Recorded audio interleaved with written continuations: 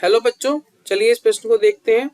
यदि बिंदु 3 के तथा के 5 से बिंदु 0, 2 की दूरियां समान हो तो के का मान ज्ञात करें। सबसे पहले हम बात करते हैं इस प्रश्न में मुख्य अवधारणा की।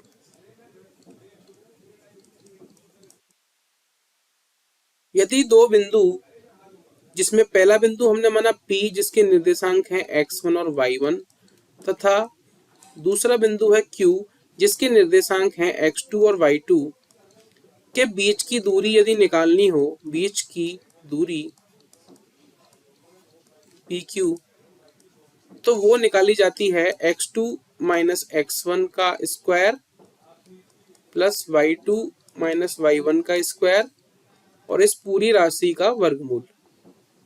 ठीक है, तो यहाँ हमें पहला बिंदु दिया है 3K, तो हम मान लेते हैं हमारा P पहला बिंदु है 3 और K। ठीक है, दूसरा बिंदु है हमारा यहाँ पर Q, K और 5। ठीक है, एक अन्य बिंदु हमें दिया है जिसे हम मान लेते हैं कि उसका मान A है, A जो है 0 और 2, और बोला गया है कि P से A की दूरी और A से Q की दूरी दोनों क्या है, आपस में समान है, बराबर है। ठीक है, तो हम क्या करते हैं, पहले इन दोनों की दूरियां ज्ञात कर ले करके सबसे पहले हम ज्ञात करते हैं PA। दिए गए सूत्र से कैसे निकालेंगे,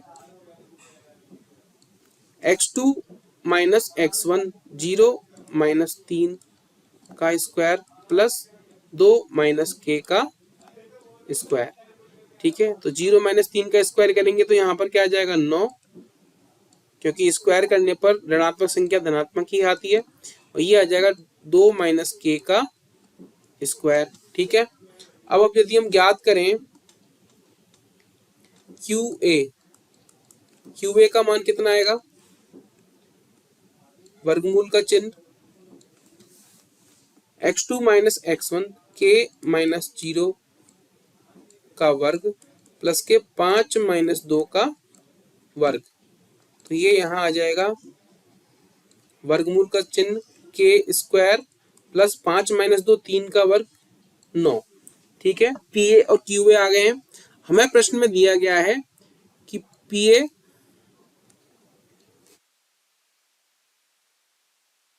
व QA की दूरियां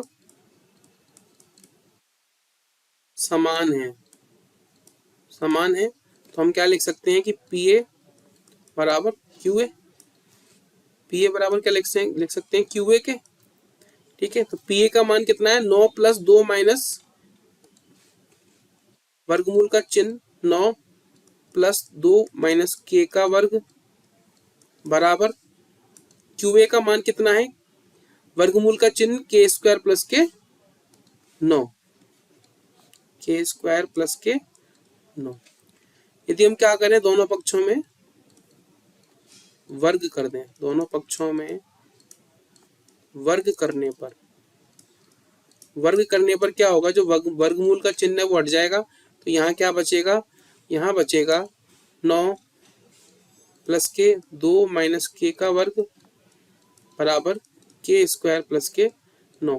अब 2 माइनस k के वर्ग को यहाँ पर खोल लेंगे तो ये आ जाएगा 9, 2 का हो जाएगा 4 a square plus b square यानी कि k का स्क्वायर माइनस के 2ab 2 दूनी 4k बराबर k स्क्वायर प्लस के 9।